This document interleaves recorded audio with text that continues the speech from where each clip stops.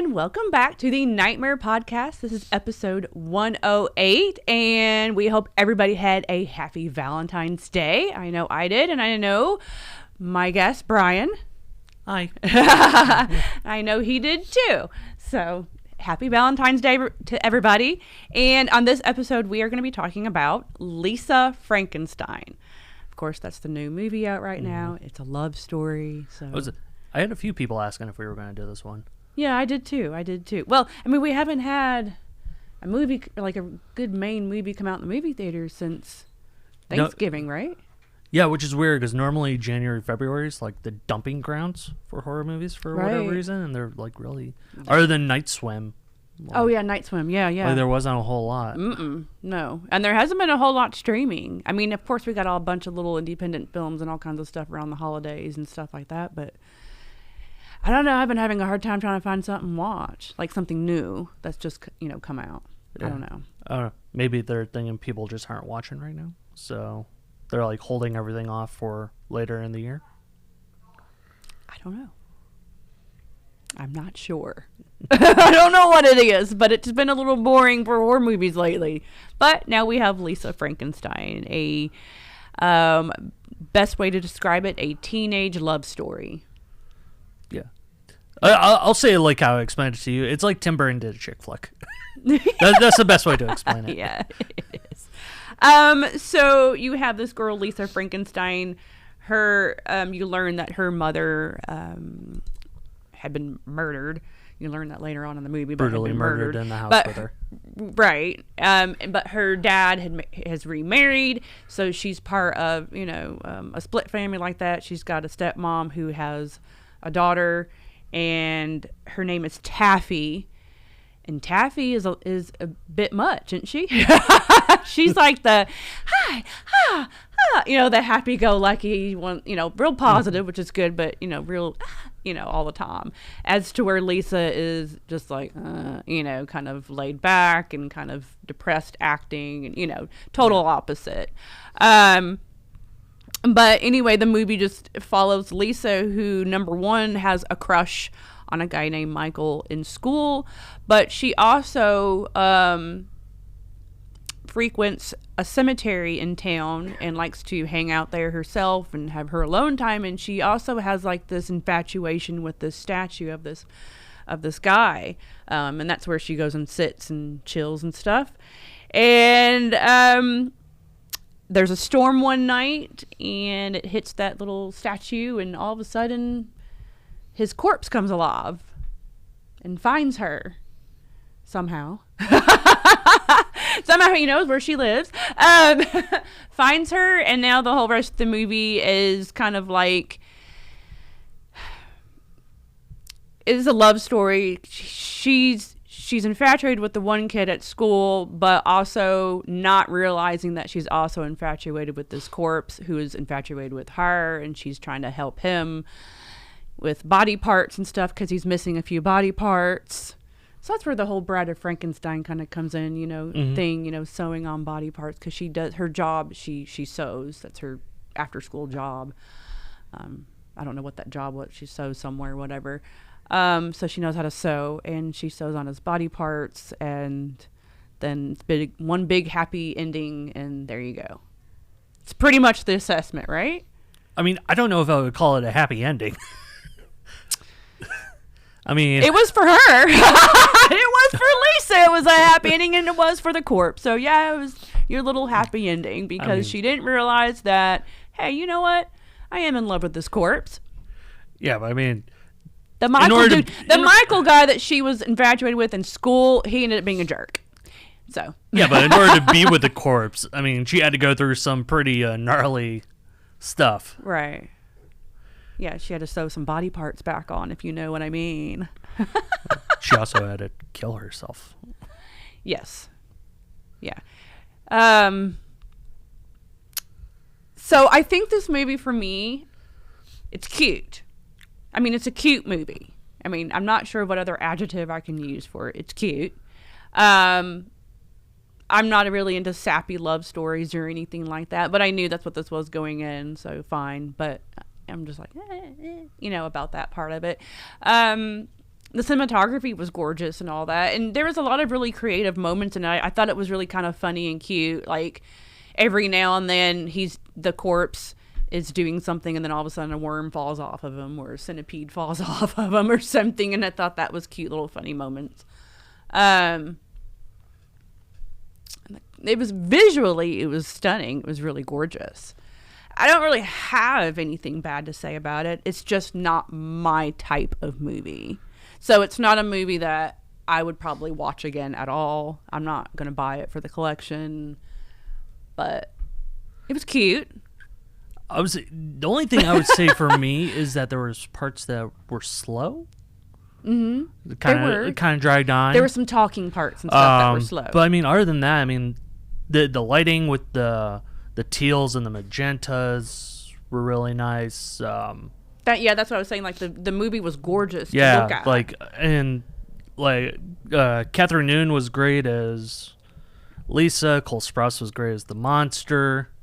Considering that he doesn't speak until literally that last second of the movie. Yeah, he doesn't really speak. He's more moaning throughout the whole thing. And then the stepmom, what's her name? Carla Gugino. I had no idea she was in this movie. Yeah. I saw her name on the credits. I'm like, oh, yes. I love her. She is such an amazing actress. She is. She just did The House of Usher, Mm-hmm. right? Yeah, and she was amazing in that, and super sexy. Let me just go ahead and put that out there. She always looks hot. Yeah, she does. So she was like the bitchy stepmom. Yeah. And then the very bitchy. But then yeah. But then Lisa's dad just he was so zoned out the entire time. Yeah, he wasn't. He didn't care. Yeah. All four characters: the stepmom, the dad, the stepsister, and then Lisa. All four of them in that little family were all four very different characters. Although I guess the mom and the daughter were kind of a little bit of the same, but yeah. Yeah, but Taffy actually cared about Lisa. Yeah, Taffy, which cared was about good everybody. to see, because normally the stepsister just doesn't care about the other girl or sibling or whoever it is. But this one, they changed it to where she really wants Lisa to kind of break out of her shell and do good in school and have friends, and she wanted them to all be a family, and she wants the best for her. Yeah. Oh, so. Yeah. But then it was weird that the dynamics between the two shift. Yep. During the movie. Yes, they do. To where then Lisa becomes the happy-go one, kind of roaming through the halls in that black dress, all happy, and then Taffy's the miserable one. Yeah, well, yeah, because later on something happens to the mom. But yeah, I guess that's a good point I should mention. As the movie is going, at first Lisa's kind of dressed kind of frumpy, and she's kind of her attitude's and depressing and stuff. And as the movie's going, and things are starting to happen with this corpse, and she, with him, and then she still is infatuated with the other guy. She's getting, like you said, she's starting to get happy now, and she changes her look, but she changes her look because of the corpse. Yeah. It was a cute moment in the movie where she shoves him in her closet because she wants him to pick out an outfit so he can wear normal clothes. So they have a whole little clueless moment, I call it, in there, him getting into an outfit, and then he reverses it and does it to her and wants her to change her look and her outfit, and then it ends up being a good thing for her.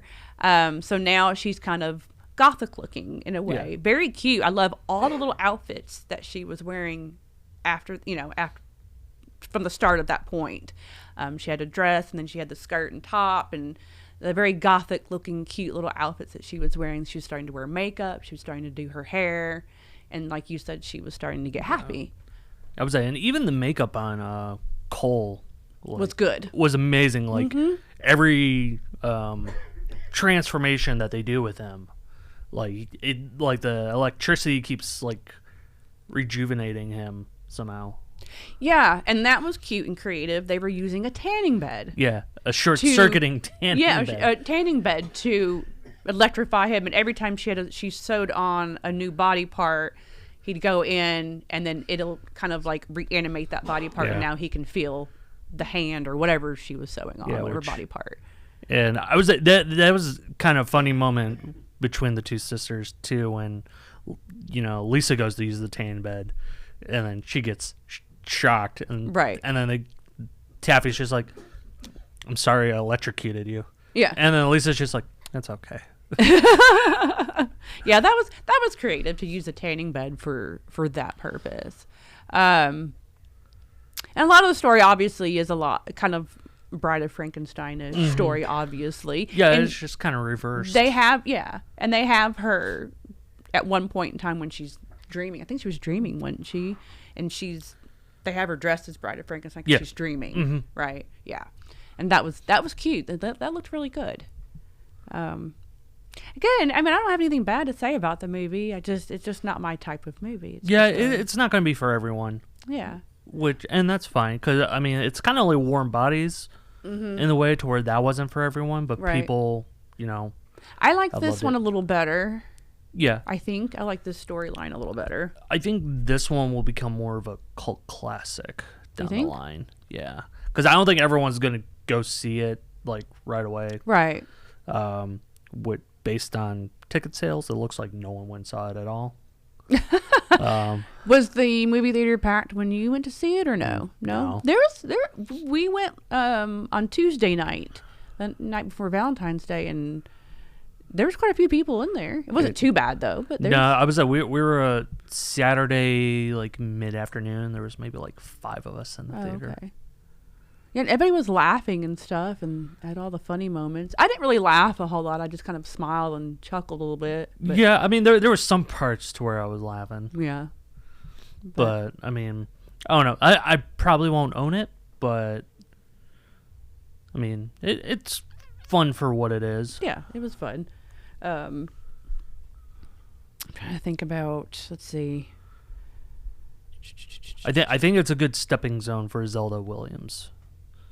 Yes, because she directed it. She directed it. So if she's trying to go the director's route rather than the actor's route, like her father, right? Then I think this was a very good stepping stone. It was. For Oh her. yeah, that's a perfect movie. If no one knows who that is, Zelda Williams is the daughter of Robin Williams. She is the one that directed Lisa Frankenstein. So it's a very little fun fact for you.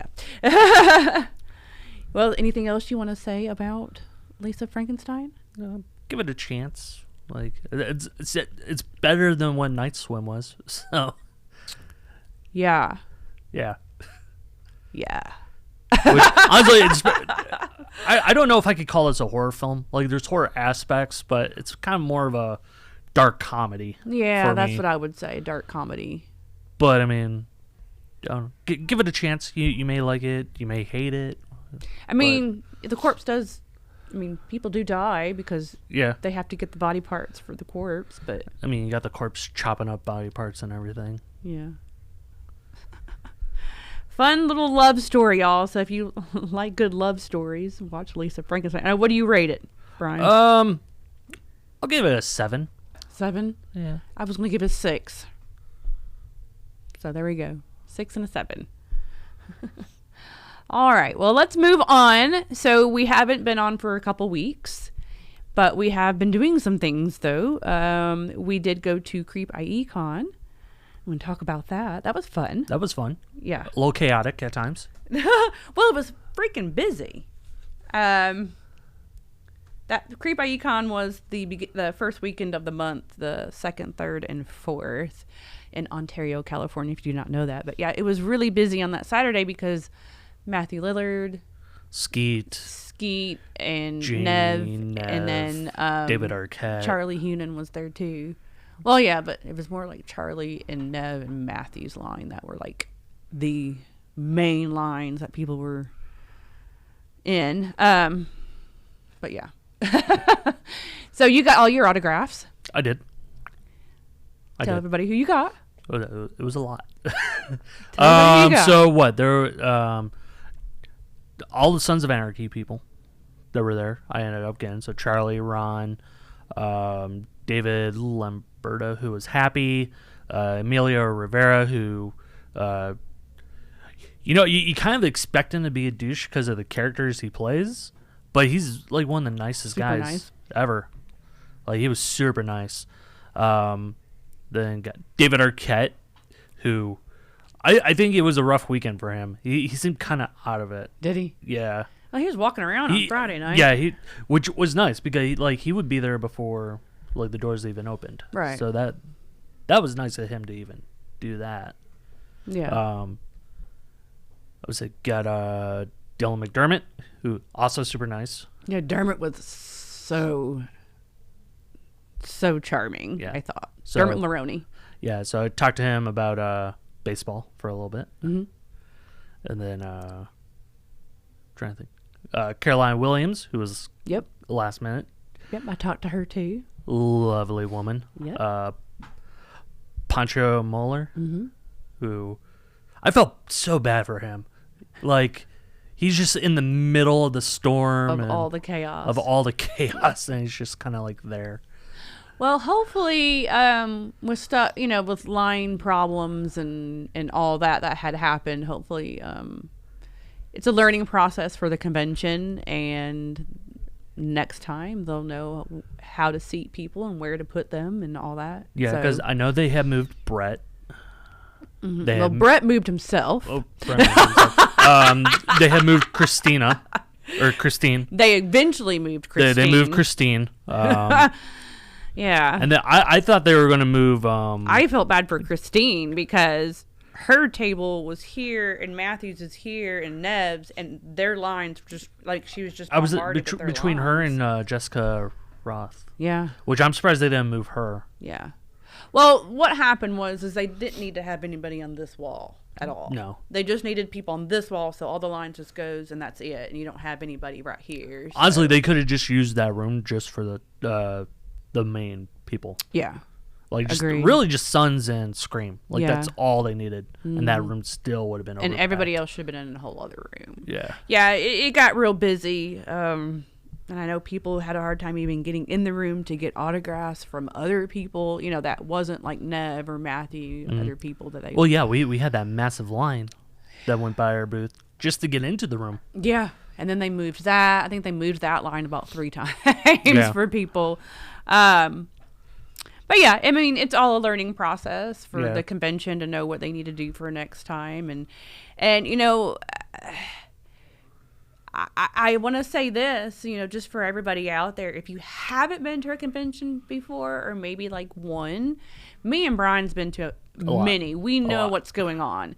If you're going to go see Matthew Lillard, if you're going to go see Nev Campbell, Robert Englund, Elvira, somebody of that big nature, and with this one, Charlie Hunnam too, of that big nature, you've got to already put in your mindset that there's going to be a long line. If you're not going to get there hours before it starts and get in line, know in your mindset there's going to be a long line. Mm-hmm. And then when you get there and you see that huge long line, you kind of need to put in your mindset at that point, I'm going to be here all day, and I may or may not get this autograph. Yeah, and that's why I tell people if there's a VIP option, do it. Right, but because even sometimes that doesn't help. Well, sometimes it doesn't help, but most of the time it does help. Yeah. But also, don't be showing up at 2:00 in the afternoon and thinking you're going to get expecting you're going to get these people. Yeah, I'm telling you, and me and Brian are telling you right now, you're not going to get it. Yeah, if you show up to go see Nev Campbell and you're going to show up at 2:00 in the afternoon, you're not getting that autograph. No, I'm telling you right now, you're not getting it. So don't go stand in the line and waste the rest of your day. I mean, even at 10 a.m., you're not even going to. No, I mean, most of the time. And that's just how their lines are. And then people get mad and get upset. I'm like, well, that's how many people are here to see that person. So, I mean, you can't really get mad at anybody, really. I mean, that's just the amount of people. And this is how it works. And with Matthew, he really likes to talk to his fans. He takes a lot of time. Yeah. With his fans, I've noticed he's like Robert. Which is good, but can be bad too when you have a line that's out the fucking door. Yeah. Well, that's what I think with guests like that, to where the lines are going to be chaotic for them no matter what. They need to be on a ticket system to where there is a prepaid ticket to guarantee you your autograph. Yes. And once they're sold out, they're sold out. Yeah, that's a good idea. I agree with that. Because it's better than, waiting in that massive line And then you finally get inside and get to the line, and then you're told, oh, they're cut off at this point. You can't do anything. Yep. And that happens all the time. Yeah. And now, guess what? You don't have your autograph. You've wasted 5 hours in line, didn't get anybody else's autograph. You didn't do anything else, and now you're pissed. So I'm just saying, from two people that has gone to a lot of conventions and know whose line are long, we know what's up. We know that these conventions are that long. They're going to cap it off at some point. They did that to, was it Matthews on Friday night? It was Matthews was capped off 15 minutes in. Yeah, 15 minutes into the convention, it was already capped off. Yeah, that was crazy. So just know, if you're going to meet those types of people, I'm not sure what convention you'd be going to. I'm sure some are busier than others, but just know it's going to be a big line. Yeah, like I know Matt's starting to do some of these smaller conventions. Yeah. Well, I don't know. I can't really say Scarefest is smaller. No, the Scarefest is huge. Scarefest is big. Okay, because I've never been to it. So I can't really say. Man, it's but like huge. I know he just got added to that. Yeah. Yeah. So, but I mean, that's like, where I met Skeet. That's where you met Skeet. Yeah, in 2019 at Scarefest. No, that convention is freaking huge. Okay, see, I never got to go to it. So yeah, I remember being pleasantly surprised when we went. That's a really good convention. They got a lot of good guests. They're doing, it looks like, a lot of the Scream people right now, too. It seems like Scream people are everywhere now. Yeah, they are. Which, they just seem to, like, doesn't travel affect the lines, though. No, it doesn't affect the which is weird, because you would think, oh, hey, you know, they're everywhere, so I should be able to get them. Nope. Right. Like, I don't know how long I've been trying to meet Nev. Still hasn't happened. Well, in that, I was about to make that point. Me and you both have not yet met Nev, but we are also working a booth, and we don't have that time to stand on that line because it's going to be a lot of time. Yeah. And this is the other factor, too, you have to think about with some of these actors and actresses. Not all of them are on time. Yeah. So if they end up coming 2 hours late when everybody's supposed to be there at 10 o'clock or 11 o'clock, and they don't come until 1 o'clock or 12 o'clock or so, whatever, that's a factor to think about, too, because a lot of the actors do that as well. Not all of them, but some are some late. of them. It can happen. Or a flight gets messed up or something. Yeah, so that happens, too. People are stuck in traffic or storms or something. Mm-hmm. Yeah. So, I don't know how to, if that many people show up for somebody, there's really not any sort of way to fix that problem. Except, the con just needs to figure out a way, to accommodate the line. Yeah. In a good manner. And then, after that, I mean, there's just nothing anybody can do. And then the person, you just have to try to get there early.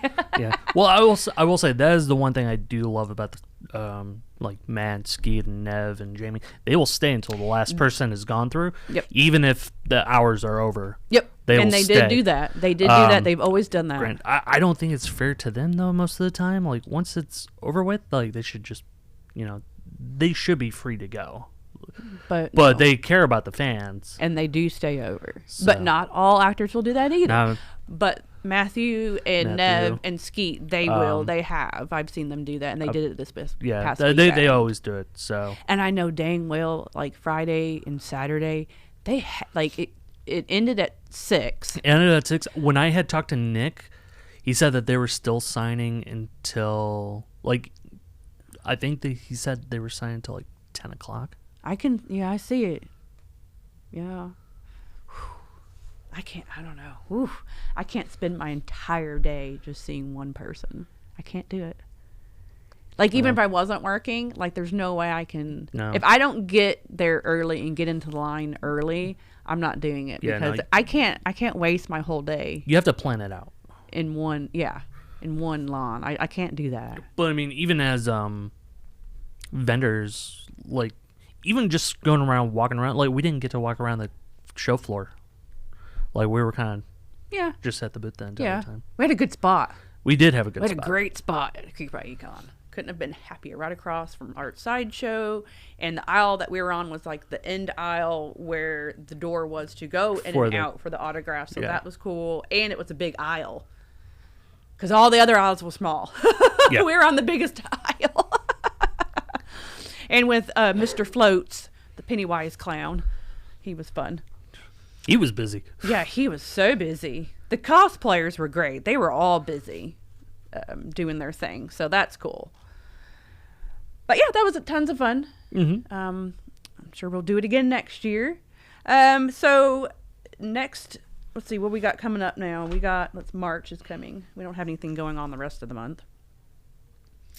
But in March, we've got Days of the Dead coming up the 15th, 16th, and 17th. That's St. Patrick's Day weekend.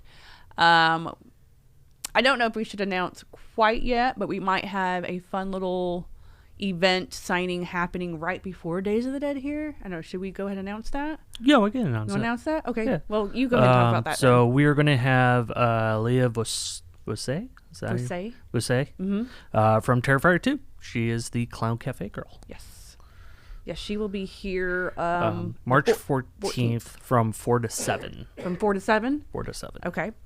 4 to 7. And we're hearing that there's going to be a whole Art the Clown Appreciation Club here, like fan club here and stuff and all that too. So that'd be really cool. So we're going to be doing that on the Thursday before Days of the Dead. And then Saturday, the 23rd, we're going to be having a signing 5 to 7 with Ginger Lynn. And she's going to be promoting her new movie, The Gifted. So that's happening for March. So far. Don't know what else will be happening, but so far that's what we got going on. We're working on the fun watch-along party with you. Yes. Working on that. Yeah, what we like to do, since we're doing the Wednesday night watch parties at Nightmare Cafe, the Wednesday before, the 13th, I have little events going on that whole week. We're thinking about doing what, Victor Crawley? Or Sleepaway Camp. Or Sleepaway Camp. I thought. Okay. I don't know. 'Cause Possibly. I didn't know if both Felissa and Dave were coming, or... Yeah, it would just be Felissa. Just be Felissa? Yeah, because Dave has a coaching obligation. Okay. So we're thinking about doing Sleepaway Camp and have Felissa come to the watch party. You can watch Sleepaway Camp with me and Felissa. Ha! Won't that be fun? Yeah, that was fun finding out that both of them are coming to Days of the Dead. Mm-hmm. That's why I asked about Dave. So yeah, so if that happens on the 13th, that'd be cool. And then Leah from Terrifier on the 14th, and then Days of the Dead 15th, 16th, 17th, and then the 23rd, the following Saturday, Ginger Lynn. So yeah, we've got some stuff going on for March. So we will keep everybody updated on all of that, and if anything changes or if we add things or whatever. So I'm sure we'll have a St. Patrick's Day sale. Yeah, St. Patrick's Day sale, of course. Yeah. Mm-hmm. And then next week we are going to do the new movie Here for Blood. It was just on Screambox. Excuse me, I'm sorry. Oh, Screambox. Sorry, because Screambox sent me a promotional package for it. Duh. Yeah. I've watched half of the movie and I've been very happy with it. Good. It's a fun home invasion type. And it's like a comedy. Comedy. Yeah, it's like a comedy horror. And it's about a wrestler. Yeah, a wrestler who becomes a babysitter. There you go. But like The Rock. Kind of, yeah. He's done those movies. Yeah. but not to this level. Yeah, not to this level. Those are family-friendly movies. But a lot of the makeup effects in it, for it being a low-budget movie, are amazing. Oh, good. All right. Well, we're going to do that for next week. We'll talk about Here for Blood. Yeah. And it's a brand new 2024 movie that just came out, like we said, on Screambox. And then for next week's Wednesday night watch party at the Nightmare Cafe, if you are here in Las Vegas, we're going to be doing Killer Clowns from Outer Space. So you can come watch Killer Clowns with me.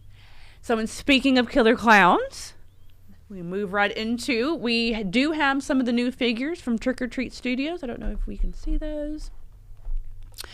So we did purchase a whole bunch of stuff from Trick or Treat Studios before we left Creep by Econ, because they were there too. We always do that. We always buy up whatever they have left over and bring it back with us. So we did get a few of the Killer Clown figures. These are not on the website. Everything is just in-store only at the moment, for the moment. Very temporary about the website though. But just for the moment. So if you are in Las Vegas and you want one of these figures, come on into Nightmare Toys, and we have the Killer Clowns, and we have...